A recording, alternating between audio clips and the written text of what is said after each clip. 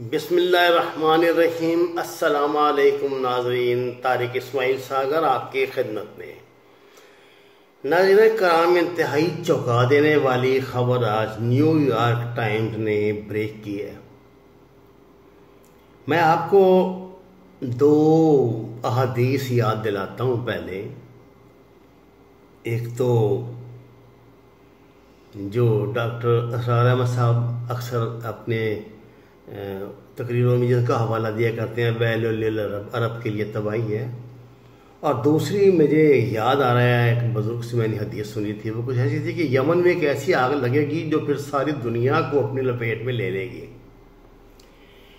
मुझे नहीं पता कि उस ज़माने में जो ये बैरूत था ये यमन का हिस्सा था या, लेकिन ये एरिया ज़ाहिर है यही है, अरबी एरिया सारा है। कुछ बैरूत के इस धमाके के बाद मुसलसल धमाकों की खबरें आपको मिल रही हैं। अजमान में जो मार्केट में आग लगी है, ये इधर नजफ़ में, इस पर हमने वीडियो भी बनाई है अभी थोड़ी देर पहले। और अब सिलसिला में मिलाता हूँ तो इसके पीछे भी हमें कुछ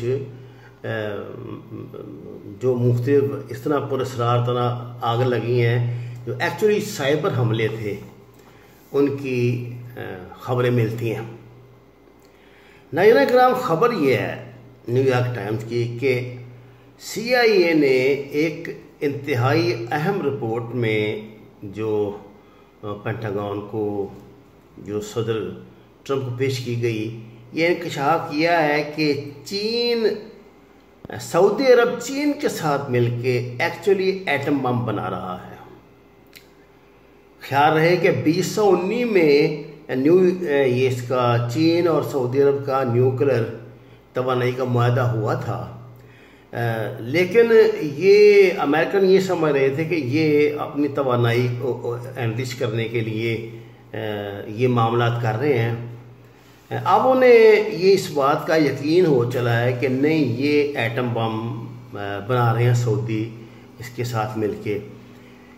इसकी बज़ाहिर तो ये खबर कोई ऐसी मशकूक नहीं है, मुमकिन है वो ऐसा कर रहे हो अपने दफा के लिए। अब मिडल ईस्ट का हर मुल्क जाता है कि उसके पास एटम बम हो, नहीं तो वो भी फिर इसी तरह ना, जैसे ये बैरूत पिछले 40 साल से स्केप बोर्ड बना हुआ है तमाम इसराइल की, उनका भी यही हाल होगा।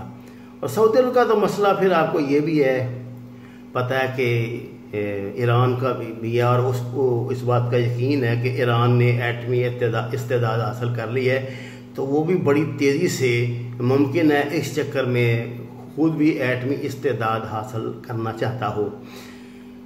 वजह कुछ भी रही हो, लेकिन ये तस्दीक CIA ने कर दी है जो आज के न्यूयॉर्क टाइम्स की खबर के मुताबिक कि वो बना रहे हैं, यानी सऊदी अरब जो है ना इसके साथ, चीन के साथ मिलके। नाज़रीन कराम, ये तो मुझे इल्म नहीं कि चीन और सऊदी अरब एटम बम बना रहे हैं मिलके, सऊदी अरब के लिए या नहीं, लेकिन चीन को क्या जरूरत, चीन के पास तो बेपनाह एटमी असला मौजूद ही है। CIA ने यहाँ अपनी बहुत अब जड़ें मजबूत करना शुरू कर दी हैं इसमें, सऊदी अरब में।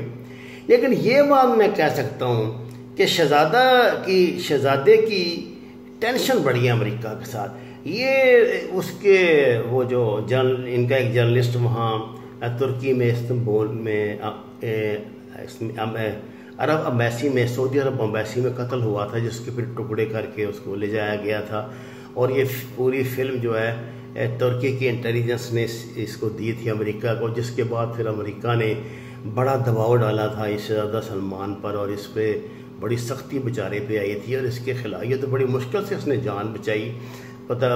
लेकिन ये बंदा आप ये देख लीजिए कि अमेरिका को पसंद नहीं करता, जिस तरह इनके मतलब पिछले बादशाह करते थे।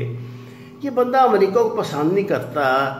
इसने 2-3 मरतबा बड़ी संजीदगी से कोशिश की है कि अमेरिका के चुंगल से निकले। अब मुझे नहीं पता कि इसराइल के साथ ये अपने तल्लुकात क्यों मजबूत कर रहा है, कि क्या ये अमेरिका का मुतबादल बना रहा है इसराइल को, और ये है बहुत होशियार बंदा ये, मतलब मगरिब का पढ़ा हुआ है शहजादा सलमान, और ये बहुत मतलब समझदार और हालात को जानने वाला बंदा है। इस बात का अंदाज़ा आप इस न्यूयॉर्क टाइम की खबर से कर लीजिए। इसने तो अमेरिकनों के असाब पे बम चला दिया कि यार ये अंदर अंदर इसने बंदे ने क्या काम दिखा दिया, और वो बड़े परेशान हैं इस खबर से। अब CIA जो है ना वो करेगी, यहाँ काम शुरू होगा, और ऐन मुमकिन है। देखिए ये जो दौर है ना, ये जो 21वीं सदी है, ये फितनों का दौर है। इसमें जो आज है वो कल नहीं होगा, जो कल है वो आज नहीं होगा। जो मेरा नाकसा मुतालिया है हदीस का वो मुझे बता रहा है, जैसा कि सिम्टम्स मुझे दिखाई दे। अब बहुत तेज़ी से तब्दीलियाँ आएंगी, रातों रात क्या क्या कुछ होने वाला है। बहुत प्रेडिक्शंस भी लोग ऐसी कर रहे हैं, पूरी दुनिया से कर रहे हैं, लेकिन मैं अपने अंदाजे के मुताबिक है तो मुझे लगता है कि कोई बहुत बड़ी वारदात जो है वह मिडल ईस्ट में पड़ेगी। अगर देखिए, अगर मुमकिन है अब तक शहजादे सलमान ने बेवकूफ़ बनाया हुआ हो इसराइल को, लेकिन जैसे ही इसराइल को अगर इसकी भनक भी लगी और अमेरिकनों ने मुहब्बर के पहुँचाए दिए होंगे, तो फिर समझ लीजिए अगली बारी सऊदी अरब के खात्मे वतन एटमी प्रोग्राम पर साइबर हमले की है, और आपको को खबर ऐसी मिलेगी कि वहाँ भी बैरूत की तरह पुरस्कार आग लग गई, धमाका हुआ, वहाँ भी जनाब वो फलानी गैस पड़ी हुई थी, ये डब्बे पड़े हुए थे, ड्रम पड़े हुए थे, जो फिर ये बातें आके बनाया करते हैं। या यमन के बागियों ने जनाब वो मिसाइल मारा तो उस मिसाइल जाके हैं उसी जगह पे लगा जिस जगह पे ये एटमी मवाद पड़ा हुआ था, और ये हो गया। ये खबरें आपको जल्दी मिलने वाली हैं नाज़रीन। ये बड़ी नाजुक घड़ी है मुसलमानों के लिए। खुदा कोई हमें ऐसी क़यादत दे दे जो तुर्की और सऊदी अरब की सुलह करा दे कम से कम। चलिए ईरान का मामला तो बहुत नाजुक है, लेकिन जो तुर्की और सऊदी अरब की सुलह करा दे तो यकीन कीजिए कि मुसलमानों के का अरूज हमें जल्दी वापस मिल जाएगा। और अगर ऐसा ना हुआ, हालांकि उर्दगान तैयब उर्दगान भी आपको पता है अमेरिका के लिए कोई बड़े अच्छे से बात नहीं रखती, और शहजादा सलमान भी नहीं रखता। एक मुश्तरका एक ऐसी बात थी जिस पे ये दोनों मुस्लिम मुल्क इकट्ठे हो सकते थे। उम्मीद थी, खान साहब ने पीछे एक दो कोशिशें भी की थी, लेकिन मुझे लगता है ऐसा हो नहीं रहा। अब मुझे नहीं पता कि अजमान में जो आज आग लगी है इस पे OIC का क्या रद्द-ए-अमल होगा, क्योंकि कश्मीर पर तो बड़े नाराज़ रहते हैं कि आप हमें क्यों ज़हमत देते हैं। वह माअलैना इल्लल बलागुल मुबीन। नाज़रीन किराम, कुरान और हदीस का तर्जमा जानने की कोशिश करें, नमाज का तर्जमा जानने की कोशिश करें। आपको घर में जितनी भी जगह मैसर हो वहाँ सब्जियाँ लगाएं, फलदार दरख्त लगाएं, सायादार दरख्त लगाएं। हमारे चैनल को सब्सक्राइब करें और लाइक से नवाजें। आपका बहुत शुक्रिया।